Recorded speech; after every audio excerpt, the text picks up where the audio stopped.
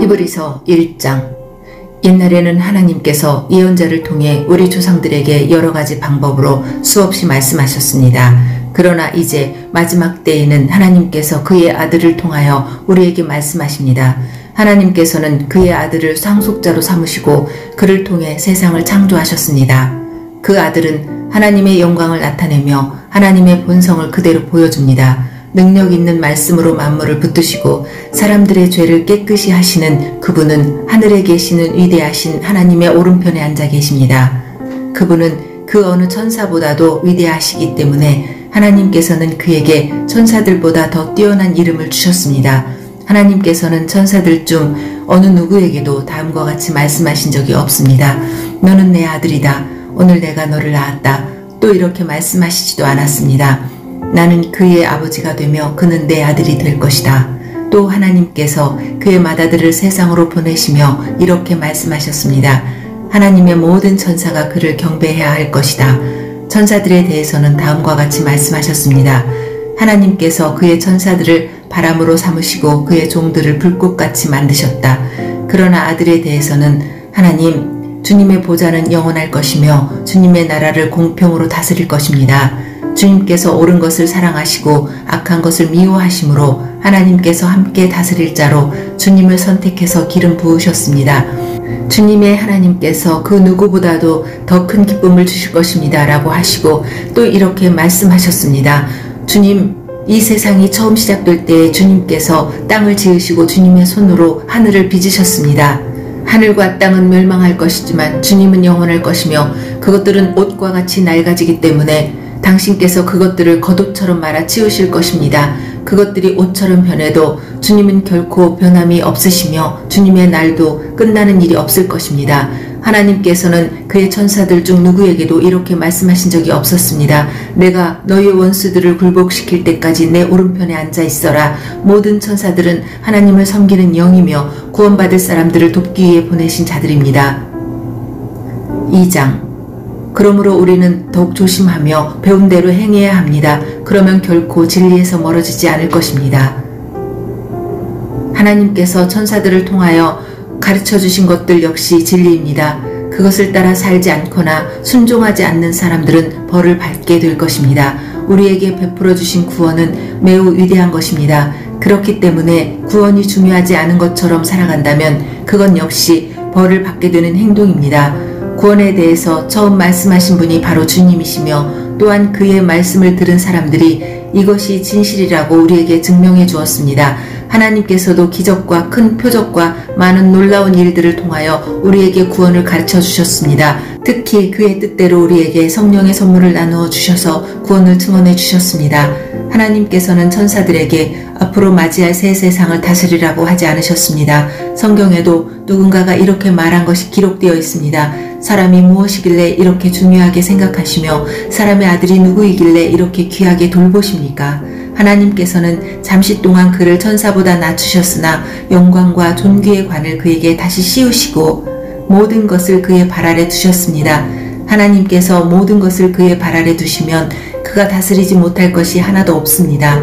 하지만 우리는 아직도 그가 모든 것을 다스리는 것을 보지 못하고 있습니다. 그러나 우리는 예수님을 바라봅니다. 잠시 동안 예수님은 천사들보다 낮아지셨지만 고난당하고 죽으심으로 영광과 존귀의 관을 쓰셨습니다. 예수님은 하나님의 은혜로 모든 사람을 대신하여 죽으신 것입니다. 하나님은 모든 것을 창조한 분이시며 그분의 영광을 위해 모든 것을 돌보십니다. 하나님께서는 많은 믿음의 자녀들이 그분의 영광을 함께 누리게 되길 바라셨습니다. 그래서 사람들을 구원하시기 위해 고난을 통해서 예수님을 완전한 구원자가 되게 하신 것입니다. 사람들을 거룩하게 하신 예수님과 거룩하게 된 사람들은 모두 한 가족입니다. 그렇기 때문에 그분은 그들을 한 형제라고 부르는 것을 부끄러워하지 않으셨습니다. 예수님께서 말씀하셨습니다. 내가 내 형제들에게 주님의 이름을 알리고 주님을 경배하러 모인 군중들 앞에서 주님을 찬양하겠습니다. 또 말씀하셨습니다. 내가 하나님을 신뢰합니다. 그리고 다시 말씀하셨습니다. 내가 여기 있습니다. 그리고 나와 함께 있는 사람들은 하나님께서 나에게 주신 자녀들입니다. 이 자녀들은 모두 살과 피를 가진 사람이기 때문에 예수님도 그들과 같은 모습으로 사람들이 겪는 것과 똑같은 것을 겪으셨습니다. 예수님께서는 죽음의 권세를 가진 마귀를 멸망시키기 위해 죽으셨고, 또한 죽음에 대한 두려움에 사로잡혀 사는 사람들을 자유롭게 하기 위해 사람과 같은 모습으로 죽으셨습니다. 예수님이 돕고자 했던 자들은 분명히 천사들이 아니라 아브라함의 후손인 사람들입니다. 그러므로 예수님께서는 모든 면에서 사람과 똑같이 되셨습니다. 예수님께서는 하나님을 섬기는 자비롭고 신실한 대제사장이 되셔서 그들의 죄가 용서받을 수 있게 해주셨습니다. 주님은 시험받는 자들도 도와주실 수 있습니다. 왜냐하면 예수님께서 직접 고난당하시고 시험을 받으셨기 때문입니다. 3장. 그러므로 거룩한 형제 여러분, 예수님에 대해서 깊이 생각하십시오. 여러분은 모두 하나님께서 부르신 사람들입니다.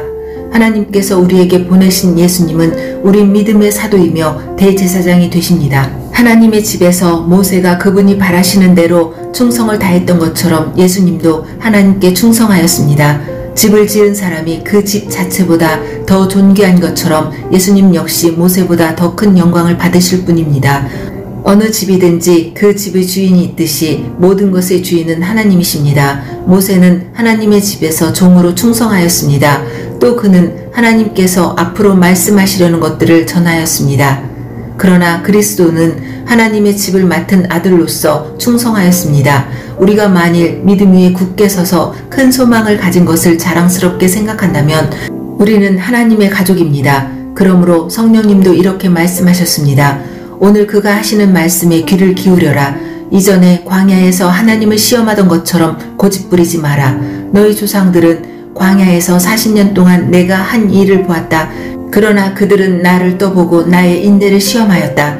내가 분노하여 그들이 내게 충성하지도 않고 나의 길도 이해하지 못하는구나 라고 말했으며, 내가 노하여 맹세하기를 그들은 안식처가 될 약속의 땅에 결코 들어오지 못할 것이다 라고 하였다. 그러므로 형제 여러분, 그 어느 누구라도 악한 생각을 품거나 믿음을 소홀히 하지 마십시오. 그런 마음은 살아계신 하나님을 따르는데 방해가 될 뿐입니다. 오히려 오늘이라고 부르는 이 시간에 서로를 더욱 격려하십시오. 죄와 속임수로 마음이 완고해지는 사람이 없도록 서로서로 돕기 바랍니다. 우리가 처음에 가졌던 굳은 믿음을 끝까지 지키면 그리스도 안에서 모든 것을 함께 누리게 될 것입니다.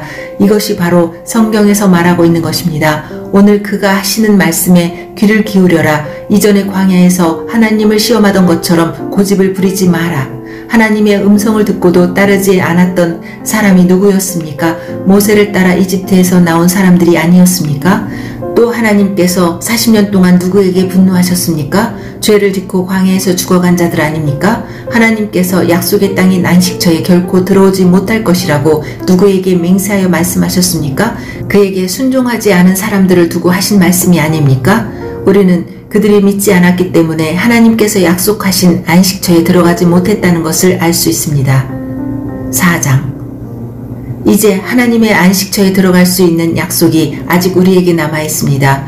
그러므로 모두 조심하여 우리 중에서 그곳에 들어가지 못하는 사람이 없도록 해야 할 것입니다. 우리도 그들과 마찬가지로 복음을 들었습니다.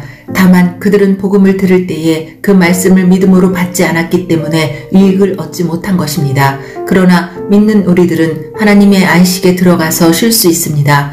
이것은 하나님께서 말씀하신 것과 같습니다. 그러므로 내가 분노하여 맹세하기를 그들은 결코 안식처가 될 내 약속의 땅에 들어오지 못할 것이다. 하지만 세상이 창조될 때부터 이 일은 이미 이루어졌습니다. 일곱째 날에 대해서는 성경에 이렇게 기록되어 있습니다. 일곱째 날에 하나님께서 그의 모든 일을 끝내고 쉬셨다. 그리고 다시 하나님께서는 그들이 결코 내 안식처에 들어오지 못할 것이다 라고 말씀하셨습니다. 하나님의 안식처에 들어가 안식을 누릴 사람들이 남아있다는 것은 확실합니다. 그러나 구원의 소식을 처음 들었던 그 사람들은 불순종했기 때문에 그곳에 들어가지 못하였습니다. 하나님께서는 오랜 시간이 지난 후 다윗을 통하여 어떤 날, 즉 오늘날을 예비하시고 다음과 같이 말씀하셨습니다. 오늘날 그의 말씀에 귀를 기울이고 고집을 부리지 마라. 이제 우리는 여호수아가 백성들을 하나님의 안식처로 인도하지 못했다는 것을 알 수 있습니다. 만일 그랬다면 하나님께서 후에 다른 어떤 날을 예비하실 필요가 없었을 것이기 때문입니다. 이것을 통해 우리는 아직 하나님의 백성들을 위한 안식이 남아있다는 것을 알 수 있습니다. 하나님께서 주시는 안식을 누릴 사람들은 하나님께서 자기 일을 쉬셨던 것처럼 모든 일에서부터 자유롭게 편안히 쉬게 될 것입니다. 우리는 그 누구도 지난날 불순종했던 사람들처럼 되지 않으며 그곳에 들어가지 못하는 일이 없도록 힘써야 할 것입니다. 하나님의 말씀은 살아있고 힘이 있습니다.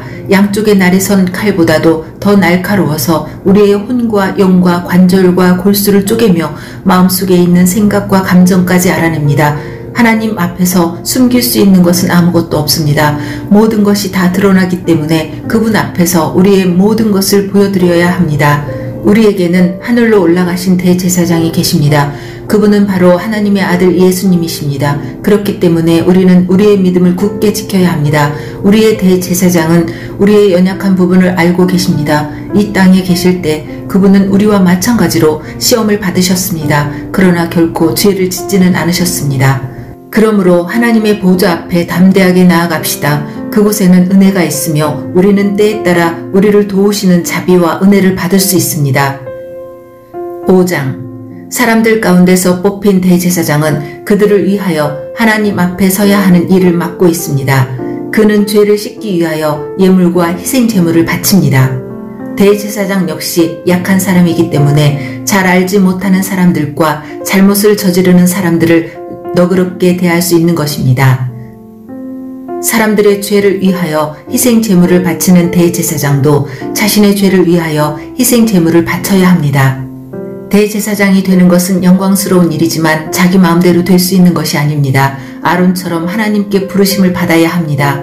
그리스도 역시 스스로 대제사장의 영광을 택한 것이 아니라 하나님께서 그를 선택해 주신 것입니다. 하나님께서 그에게 말씀하셨습니다. 너는 내 아들이다. 오늘 내가 너의 아버지가 되었다. 또 이렇게 말씀하셨습니다. 너는 멜기세덱의 계통을 따른 영원한 대제사장이다. 예수님께서 사람으로 계실 때 하나님께 기도하고 도움을 구하셨습니다. 그분은 자기를 죽음에서 구해주실 수 있는 분에게 큰 소리로 부르짖으며 눈물로 기도하셨습니다. 그리고 모든 것을 하나님께 맡기고 순종하심으로 하나님의 응답을 받으셨습니다. 예수님께서는 하나님의 아들이셨지만 고난을 통해 순종하는 법을 배우셨습니다. 그래서 예수님은 우리의 완전한 대제사장이 되시고 그에게 순종하는 모든 자에게 영원한 구원을 주셨습니다. 그는 하나님에 의해 멜기세덱의 계통을 따른 영원한 대제사장이 되었습니다. 멜기세덱에 대해서는 할 말이 많지만 여러분이 깨닫는 것이 둔하기 때문에 설명하기가 어렵습니다.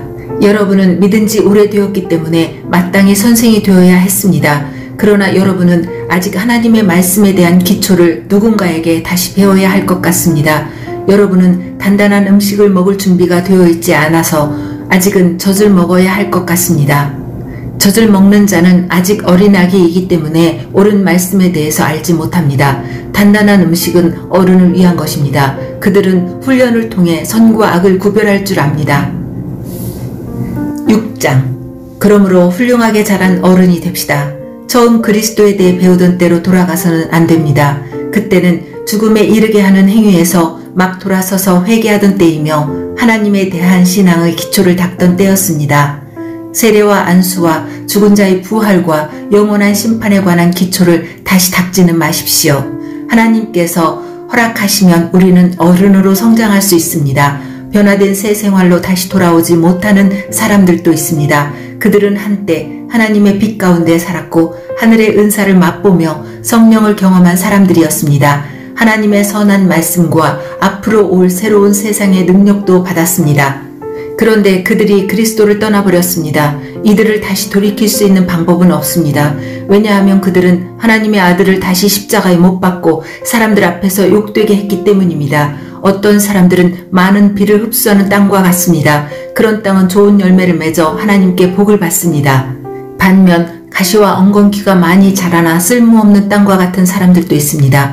그런 땅은 저주를 받으며 불에 태워질 것입니다. 사랑하는 여러분, 우리가 비록 이렇게 말하고 있지만 여러분이 구원을 누리게 될 것을 확신합니다. 하나님께서는 공평하시기 때문에 여러분이 한 일들과 성도들을 도우면서 보여준 사랑을 잊지 않으실 것입니다. 또한 여러분이 지금도 그들을 돕고 있다는 것을 기억하실 것입니다. 우리가 바라는 것은 여러분이 앞으로도 이와 동일한 부지런함을 보여주어 여러분이 가지고 있는 소망을 끝까지 확신하는 것입니다. 게으름을 피우지 마십시오. 믿음과 인내를 가지고 나아가면 하나님께서 약속하신 것을 받게 될 것입니다. 하나님께서는 아브라함에게 약속하셨습니다. 하나님보다 더 위대한 분은 없으므로 하나님께서는 자기 이름으로 그에게 맹세하시며 말씀하셨습니다. 내가 반드시 너에게 복을 주고 내 자손을 번성하게 하겠다. 아브라함은 인내를 가지고 그 약속을 기다렸고 마침내 그 약속을 받았습니다. 사람들은 보통 자기보다 위대한 사람의 이름을 대며 맹세합니다. 그래서 자기가 말한 것이 사실임을 확증하고 더 이상 논쟁이 계속되지 않도록 합니다. 하나님께서도 자신의 약속이 사실임을 증명하고 싶으셨습니다. 하나님께서는 자신의 약속을 받을 자들에게 이것을 확실히 나타내셨습니다. 그리고 자신의 계획이 변하지 않는다는 것을 그들에게 알리시려고 맹세로 그것을 보증하셨습니다. 하나님께서는 결코 거짓으로 약속하지 않으시며 거짓 맹세도 하지 않으십니다. 변하지 않는 이 두 사실은 하나님께 피난처를 구하는 우리들에게 용기를 주며 우리가 받은 소망을 붙들 수 있는 힘을 줍니다. 우리가 가진 소망은 영혼의 닷처럼 안전하고 튼튼하여 그 소망을 통해 하늘 지성소의 커튼을 열고 그 안에 들어가게 합니다. 예수님께서 우리보다 앞서 그리고 우리를 위하여 먼저 그곳에 들어가셨습니다. 예수님께서는 멜기세덱의 계통을 따른 영원한 대제사장이 되셨습니다. 7장 멜기세덱은 살렘의 왕이며 지극히 높으신 하나님의 제사장이었습니다. 그는 아브라함이 여러 왕들을 무찌르고 돌아오는 길에 아브라함을 만나 축복해 주었습니다. 아브라함은 전쟁에서 빼앗아 온 물건 중에서 10분의 1을 멜기세덱에게 주었습니다. 멜기세덱은 정의의 왕이라는 뜻이며 살렘 왕은 평화의 왕이라는 뜻입니다. 그의 아버지와 어머니가 누구인지는 아무도 모릅니다. 그의 고향이 어디인지 아는 사람도 없으며 그가 태어난 날과 죽은 날이 언제인지도 알지 못합니다. 그는 마치 하나님의 아들과 같이 영원한 제사장으로 있는 자입니다. 그가 얼마나 위대한 사람이었는지 생각해 보십시오. 우리 조상 아브라함은 전쟁에서 이겨 얻은 물건들 중 10분의 1을 그에게 주었습니다. 제사장이 된 레위 사람들은 율법에 따라 백성으로부터 10분의 1을 받을 수 있게 되어 있습니다. 제사장들과 백성 모두 아브라함의 자손이지만 제사장은 자기 백성으로부터 10분의 1을 받았습니다. 멜기세덱은 레위 지파도 아니었는데 아브라함으로부터 10분의 1을 받았습니다. 그리고 하나님의 약속을 받은 아브라함을 축복해 주었습니다. 높은 사람이 낮은 사람을 축복해 줄 수 있다는 사실은 여러분도 알고 있을 것입니다. 제사장들도 10분의 1을 받지만 그들도 결국 죽을 인간에 불과합니다. 그러나 아브라함으로부터 10분의 1을 받은 멜기세덱은 성경이 말한 대로 영원히 살아있습니다. 또한 백성들로부터 10분의 1을 받았던 레위 지파도 아브라함을 통해 멜기세덱에게 10분의 1을 바쳤다고 말할 수 있습니다. 왜냐하면 아브라함이 멜기세덱을 만났을 때 레위는 아직 태어나지 않았고 아브라함의 몸속에 있었기 때문입니다. 이스라엘 백성들은 레위 지파의 제사장 직분을 통해 율법을 받았습니다. 그러나 제사장 직분을 받았다고 해서 그들이 영적으로 완전해질 수는 없었습니다. 따라서 또 다른 제사장, 즉 아론의 계통이 아닌 멜기세덱의 계통을 따른 제사장이 필요했던 것입니다. 제사장 제도가 바뀌어야 한다면 율법도 바뀌어야 할 것입니다. 우리는 지금 그리스도에 대해서 말하고 있습니다. 그리스도는 레위 지파가 아닌 다른 지파의 사람이었는데 그 지파에서 나온 사람들 중 제단에서 제사장으로 섬긴 사람은 한 명도 없습니다. 우리 주님께서 유다 지파에 속했다는 사실은 분명합니다. 모세가 이 지파에 대해 말할 때에 제사장 직분이라는 것을 한 번도 말한 적이 없었습니다.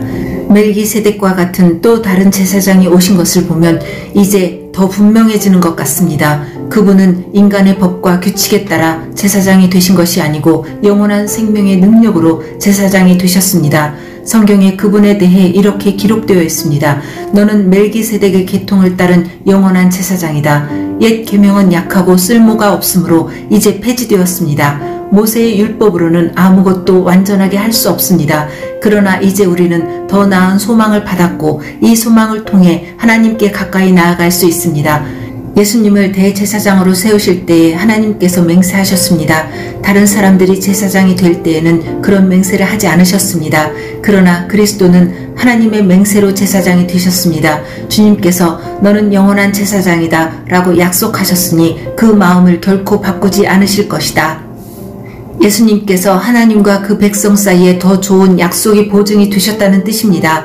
제사장들이 죽으면 제사장의 일을 더 이상 할 수 없기 때문에 제사장의 숫자가 많을 수밖에 없었습니다. 그러나 예수님께서는 영원히 살아계시기 때문에 결코 제사장의 일을 쉬지 않으실 것입니다.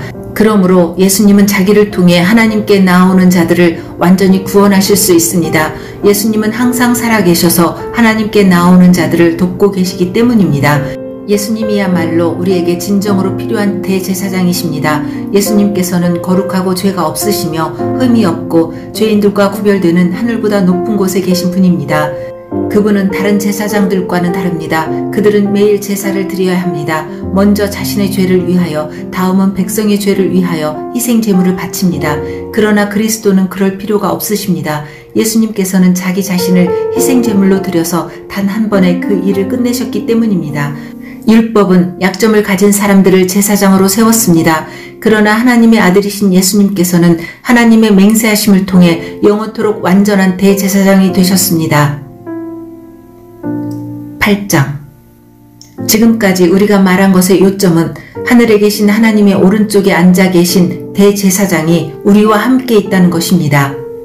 우리의 대제사장은 지극히 거룩한 곳인 성소에서 섬기고 계십니다. 그곳은 사람이 세운 곳이 아니라 하나님께서 세우신 거룩한 장막이요 참 성막입니다. 모든 대제사장은 하나님께 예물과 제사 드리는 일을 맡고 있습니다. 따라서 우리의 대제사장도 하나님께 무엇인가를 드려야 했습니다. 예수님께서 이 세상에 계셨다면 제사장이 되시지 못했을 것입니다. 그것은 이미 세상에는 율법을 따라 하나님께 예물을 드릴 제사장들이 있기 때문입니다. 그들이 섬기는 성소는 하늘에 있는 성소의 모형과 그림자에 불과합니다. 모세가 성막을 지을 때 하나님께서는 너는 모든 것을 내가 산에서 내게 보여준 대로 주위에서 짓도록 하여라 하고 지시하셨습니다. 그러나 예수님께서 맡으신 제사장의 직분은 다른 제사장들의 일들보다 훨씬 더 큽니다. 마찬가지로 하나님께서 예수님을 통해 그의 백성에게 주신 언약도 옛 언약보다 훨씬 좋은 것입니다. 이 새 언약은 더 좋은 약속에 근거하고 있습니다. 만일 첫 번째 언약에 아무 문제가 없다면 두 번째 언약이 필요 없을 것입니다. 그러나 하나님께서는 백성들의 잘못을 아시고 다음과 같이 말씀하셨습니다. 내가 이스라엘과 유다 백성으로 더불어 새 언약을 맺을 때가 되었다. 이것은 그들의 조상과 맺었던 언약과는 다른 것이다.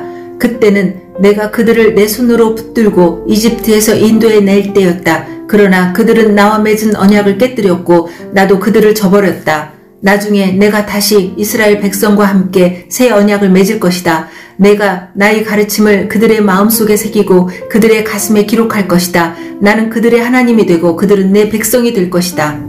그때는 사람들이 그들의 이웃과 친척들에게 주님을 알도록 가르칠 필요가 더 이상 없을 것이다. 그것은 가장 작은 자부터 가장 큰 자에 이르기까지 나를 모르는 사람이 한 사람도 없을 것이기 때문이다. 나는 그들이 저지른 악한 일들을 다 용서하고 그들의 죄를 더 이상 기억하지 않을 것이다.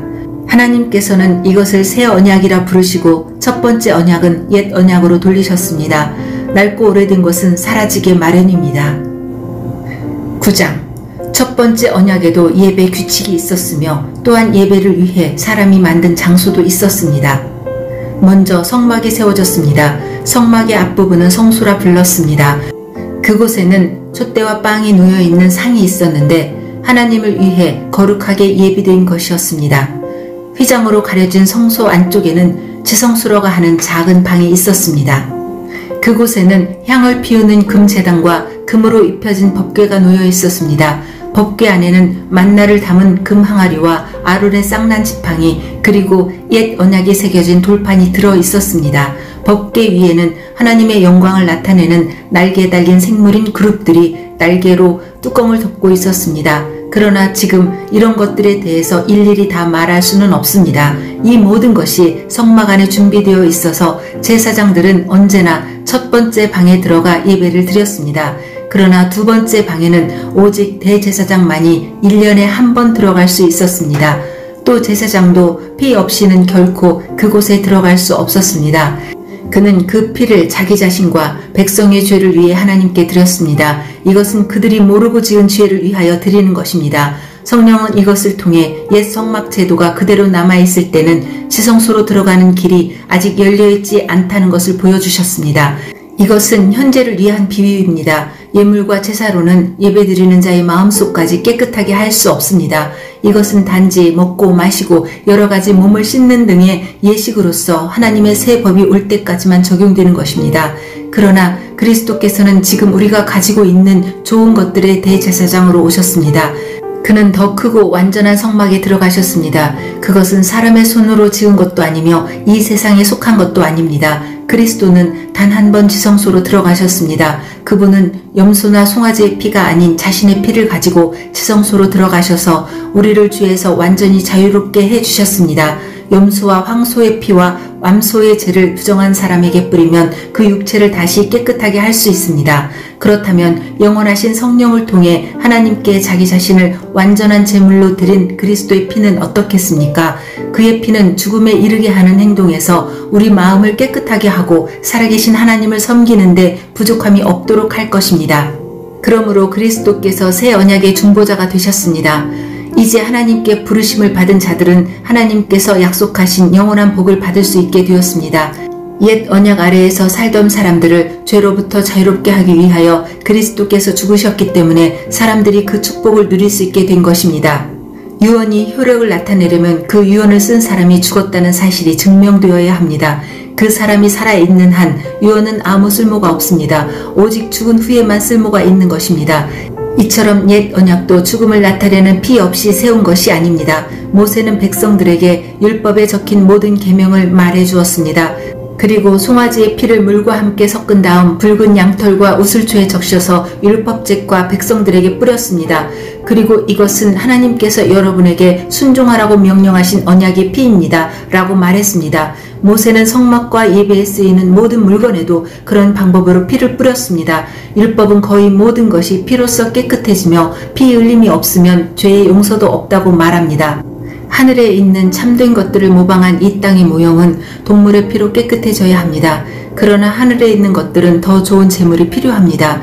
그리스도께서는 사람이 지은 지성소에 들어가지 않으셨습니다. 그것은 참된 것의 모형일 뿐입니다. 그리스도께서는 하늘에 올라가시고 그곳에서 우리를 도우시려고 하나님 앞에 서신 것입니다. 대제사장은 1년에 한 번 자신의 피가 아닌 동물의 피를 가지고 지성소로 들어갑니다.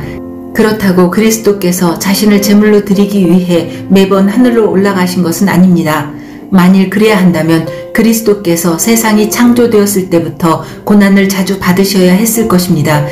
그러나 그리스도께서 단 한 번 오셔서 자신을 제물로 드림으로 모든 죄를 깨끗하게 하셨습니다. 사람들은 모두 한 번은 죽습니다. 죽은 후에는 심판이 우리를 기다립니다. 그렇기 때문에 그리스도께서는 자신의 몸을 한 번에 들여 많은 사람의 죄를 없애주신 것입니다. 그리스도께서는 다시 오실 것입니다. 그때는 죄를 없애기 위해서가 아니라 그리스도를 기다리는 자들에게 구원을 주기 위해 오시는 것입니다. 10장 율법은 앞으로 오게 될 좋은 것들의 그림자에 불과하며 참된 것을 완전한 모양이 아닙니다. 율법 아래에 있는 사람들은 해마다 똑같은 제사를 드립니다. 그러나 이 제사를 가지고 예배 드리러 나오는 사람들이 완전해질 수는 없습니다. 만일 율법이 그들을 완전하게 할 수 있다면 예배 드리는 사람들이 깨끗하여져서 더 이상 죄의식도 느끼지 않았을 것이며 제물을 드리는 일도 그쳤을 것입니다. 그러나 제사는 해마다 자기의 죄를 생각나게 합니다. 그것은 황소나 염소의 피로는 죄를 깨끗게 할 수 없기 때문입니다. 그래서 그리스도께서 세상에 오셨을 때 이렇게 말씀하셨습니다. 하나님께서는 제사와 예물을 원하지 않으시고 나를 위해 한 몸을 예배하셨습니다.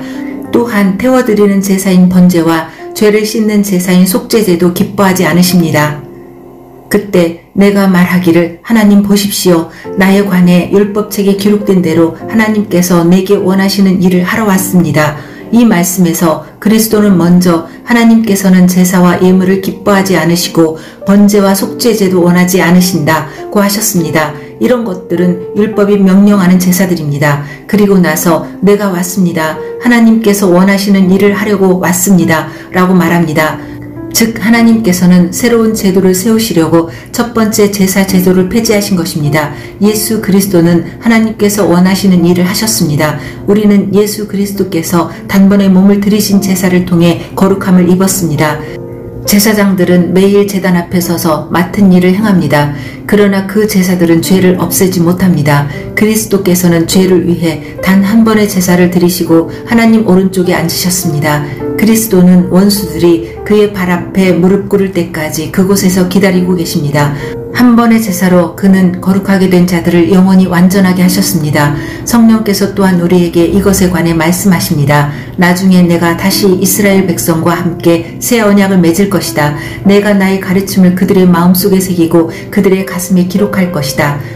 또 말씀하십니다. 그들의 죄와 악한 행동을 내가 다시는 기억하지 않을 것이다. 이런 죄와 악한 행동을 용서받았기 때문에 더 이상 죄를 위한 제사는 필요하지 않게 되었습니다. 그러므로 형제 여러분, 우리는 예수님의 피 때문에 자유롭고 담대하게 지성소로 들어갈 수 있게 되었습니다. 우리는 예수님께서 우리를 위해 열어주신 새로운 길로 들어갑니다. 그것은 그분이 자신의 몸인 휘장을 찢어 생명의 길로 열어놓으신 곳입니다. 또 우리에게는 하나님의 집을 다스리는 위대한 대제사장이 계십니다.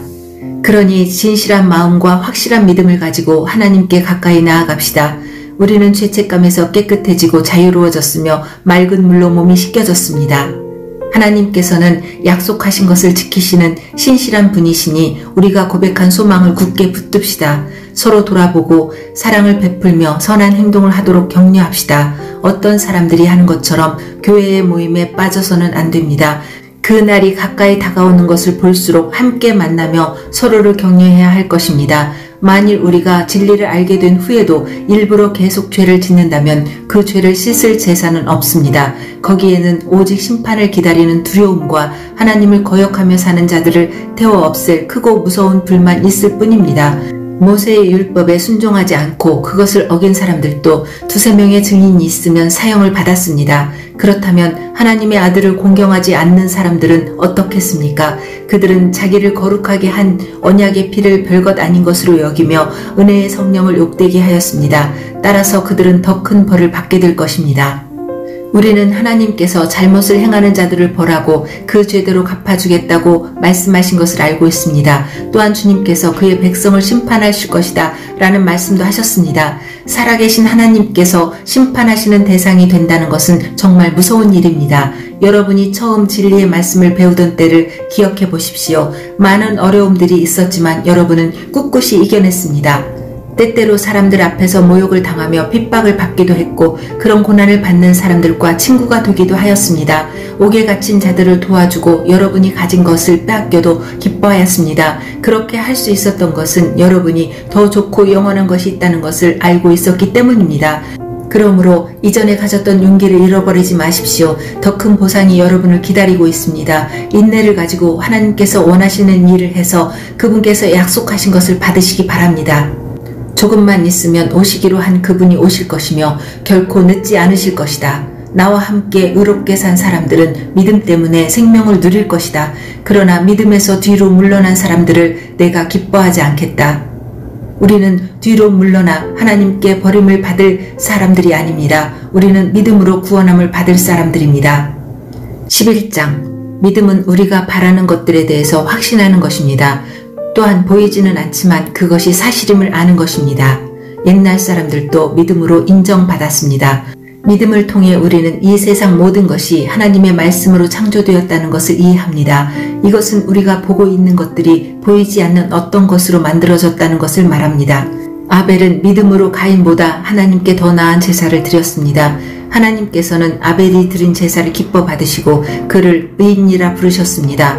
아벨은 죽었지만 여전히 그의 믿음을 통해 우리에게 말하고 있습니다. 믿음으로 에녹은 죽지 않고 하늘로 옮겨져서 아무도 그를 볼 수 없게 되었습니다. 하나님께서 그를 하늘로 데리고 올라가신 것입니다. 성경은 그가 이 땅에 사는 동안 진실로 하나님을 기쁘시게 하는 자였다고 증언합니다. 믿음이 없이는 어느 누구도 하나님을 기쁘시게 할 수 없습니다. 하나님께 나오는 자는 그가 계시다는 것과 그를 찾는 자들에게 상 주시는 분이라는 것을 진정으로 믿어야 합니다. 믿음으로 노아는 아직 보지 못하는 일에 대한 하나님의 경고를 들었습니다. 그는 하나님께 순종해서 그의 가족을 구원할 방주를 지었습니다. 그는 믿음으로 세상이 잘못되어 가고 있음을 사람들에게 알리고 하나님과 의의 관계를 맺은 사람이 되었습니다. 믿음으로 아브라함은 하나님께서 그에게 약속하신 땅으로 가라는 하나님의 부르심에 순종하였습니다. 그는 가야 할 곳도 모른 채 자기 고향을 떠났습니다. 그는 믿음 때문에 하나님께서 자기에게 약속하신 땅에 가서 살 수 있었습니다. 그는 그곳에서 갈 곳 없는 나그네처럼 살았고 같은 약속을 받은 이삭과 야곱과 함께 장막에서 거하였습니다. 아브라함은 영원한 터가 있는 성을 기다리고 있었습니다. 그것은 바로 하나님께서 계획하고 세우신 성입니다. 사라 자신도 아이를 낳기에는 나이가 너무 많았으나 믿음으로 후손을 얻을 힘을 얻었습니다. 그것은 그녀가 약속해 주신 하나님을 신실한 분으로 믿었기 때문입니다. 나이가 많아 거의 죽은 사람과 다름없던 한 사람으로부터 하늘의 별과 바닷가의 모래알같이 셀 수 없을 정도로 많은 후손이 나왔습니다. 이 사람들은 모두 믿음을 따라 살다가 죽었습니다. 그들은 하나님께서 그의 백성에게 약속하신 것을 받지는 못했으나 앞으로 올 것들을 멀리서 보고 기뻐하였습니다. 그들은 스스로 자신들이 이 땅에서 나그네일 뿐이라고 고백하였습니다. 이것은 그들이 진짜 고향을 찾고 있다는 것을 나타냅니다. 만일 그들이 떠나온 고향을 생각한다면 다시 되돌아갈 수도 있었을 것입니다. 그러나 그들은 더 나은 고향을 기다리고 있었는데 그것은 바로 하늘에 있는 고향이었습니다. 그래서 하나님께서는 저들의 하나님이라고 불리는 것을 부끄러워하지 않으시고 그들을 위해 한 성을 예비해 주셨습니다. 아브라함은 하나님께 시험을 받을 때 믿음으로 이삭을 제물로 바쳤습니다. 그는 하나님께 약속을 받았는데도 아들을 바칠 준비를 한 것입니다. 하나님께서는 그에게 내가 내게 약속한 후손은 이삭을 통해 나올 것이다 라고 말씀하셨습니다. 아브라함은 하나님께서 죽은 사람도 살려주신다는 것을 믿었습니다. 아브라함은 이삭을 죽은 사람들 가운데서 다시 받은 것입니다. 믿음으로 이삭은 야곱과 에서의 앞날을 축복하였습니다. 또 믿음으로 야곱은 죽을 때 요셉의 아들들을 축복하고 그의 지팡이를 짚고서 하나님께 경배드렸습니다. 믿음으로 요셉은 죽을 때 이스라엘 백성이 이집트에서 떠날 것을 말하였고 자기의 시신을 어떻게 할 것인지도 얘기하였습니다. 믿음으로 모세의 부모는 그가 태어났을 때 평범한 아이가 아니라는 것을 알고 석 달 동안 그를 숨기며 키웠습니다. 그들은 왕의 명령을 거역하는 것도 두려워하지 않았습니다. 믿음으로 모세는 성장한 뒤 파라오 딸의 아들이라 불리는 것을 거절하였습니다. 그는 잠시 동안 죄의 즐거움을 누리기보다는 하나님의 백성들과 함께 고난받는 것을 택하였습니다. 그는 이집트의 온갖 보물을 가지는 것보다 그리스도를 위해 고난받는 것이 더 낫다고 생각한 것입니다. 그는 오직 하나님이 주실 상만을 바라보았습니다. 믿음으로 모세는 이집트를 떠났으며 왕의 분노를 두려워하지 않았습니다. 모세는 보이지 않는 하나님을 마치 보이는 듯이 바라보며 꿋꿋이 참았습니다. 믿음으로 모세는 유월절을 준비하고 문마다 피를 발랐습니다. 이 피는 죽음의 천사가 이스라엘 백성의 마다들을 죽이지 않도록 하기 위해 바른 것입니다. 믿음으로 그들은 마른 땅을 건너는 것처럼 홍해를 지나갔습니다. 그러나 이집트인들은 그들을 따라가다가 물에 빠져 죽고 말았습니다.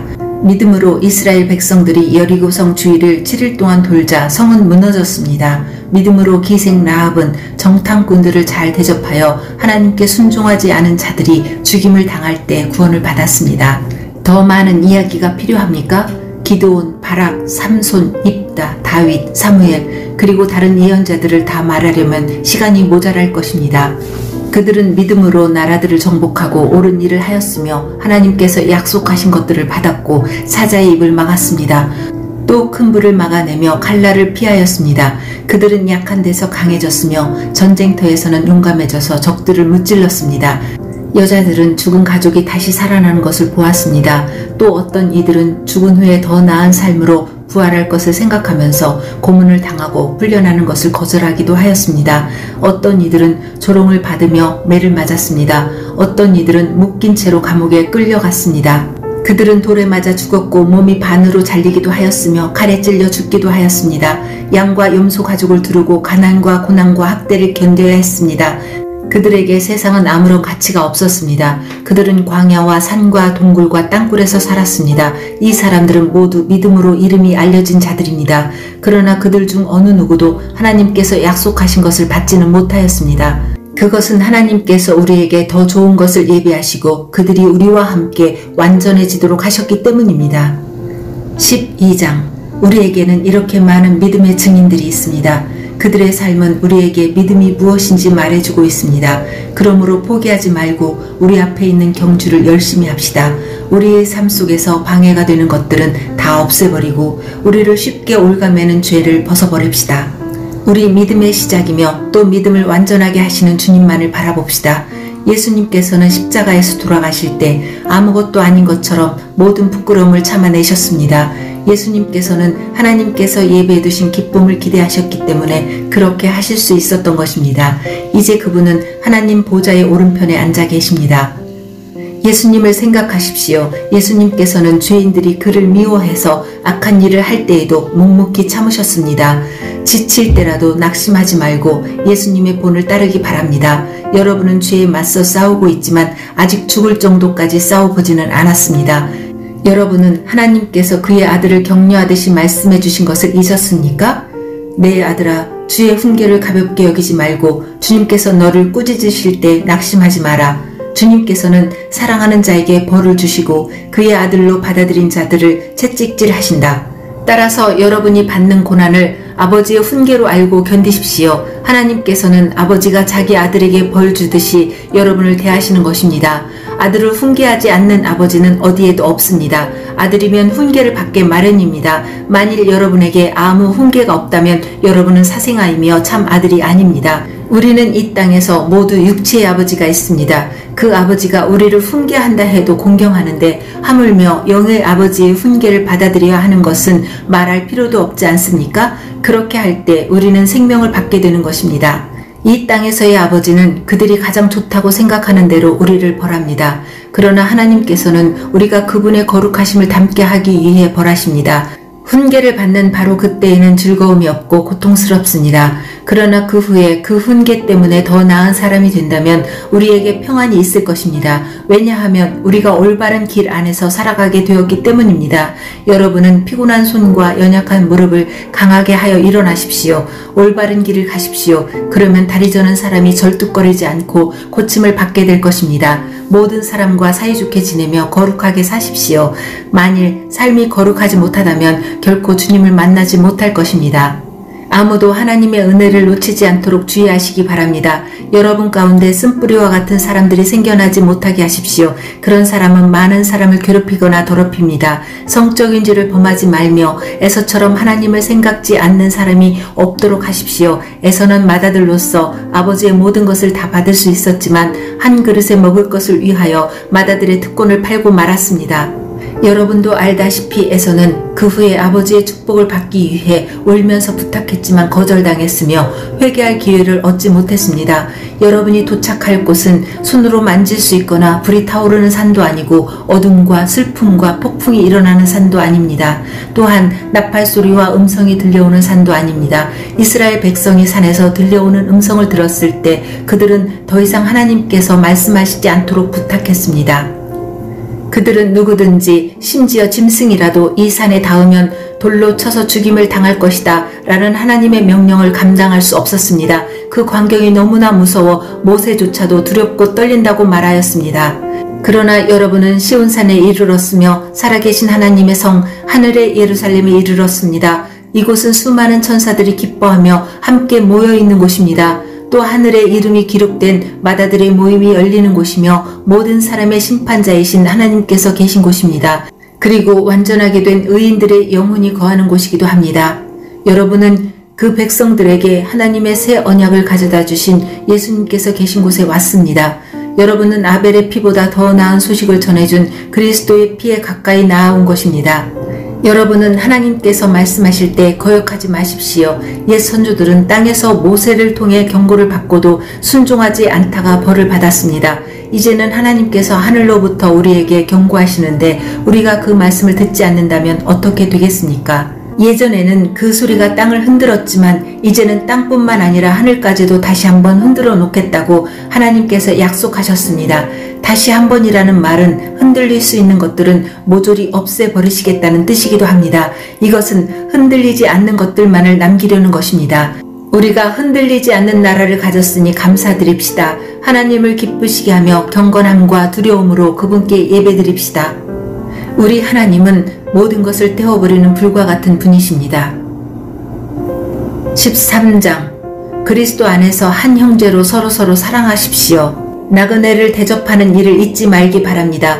어떤 사람들은 나그네를 대접하다가 자기도 모르는 사이에 천사를 대접하였습니다. 옥에 갇힌 자들을 기억하십시오. 마치 여러분이 옥에 갇혀 있는 것처럼 저들을 생각하고 고통당하는 자들을 볼 때는 여러분이 고통받는 것처럼 그들을 생각해 주기 바랍니다. 모두 결혼을 귀하게 여기십시오. 남편과 아내는 그들의 결혼을 깨끗이 유지해야 합니다. 하나님께서는 간음하는 자들을 벌하실 것입니다. 돈이 여러분의 삶을 다스리지 않도록 하십시오. 가진 것에 만족하시기 바랍니다. 하나님께서는 내가 결코 너를 떠나지 않겠다. 내가 결코 너를 잊지 않겠다고 말씀하셨습니다. 그러므로 우리는 자신있게 말할 수 있습니다. 주님은 나를 돕는 자신이 내가 두려워하지 않을 것입니다. 사람들이 내게 무슨 짓을 할 수 있겠습니까? 여러분에게 하나님의 말씀을 가르쳐준 지도자들을 기억하십시오. 그들이 어떻게 살고 어떻게 죽었는지를 생각하고 그들의 믿음을 본받으십시오. 예수 그리스도는 어제나 오늘이라 영원히 똑같으십니다. 여러 가지 이상한 가르침에 빠져서 잘못된 길로 들어서지 않도록 주의하십시오. 하나님의 은혜로 마음을 강하게 하십시오. 그러나 음식에 대한 규칙에는 얽매이지 마십시오.